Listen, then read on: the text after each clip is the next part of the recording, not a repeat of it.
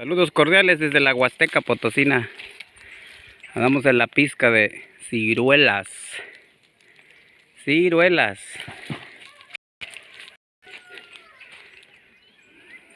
Los niños de acá no sufren.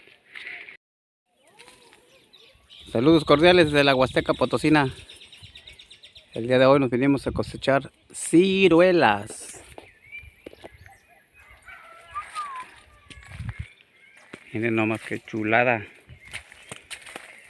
Los niños de mi Huasteca Potosina no se mueren de hambre. Ellos sobreviven comiendo frutas exóticas y tropicales en mi bella y hermosa Huasteca Potosina. ¿Verdad, niño? Niño de rancho, de comunidad, tímido, dice, pero aquí anda comiendo ciruelitas.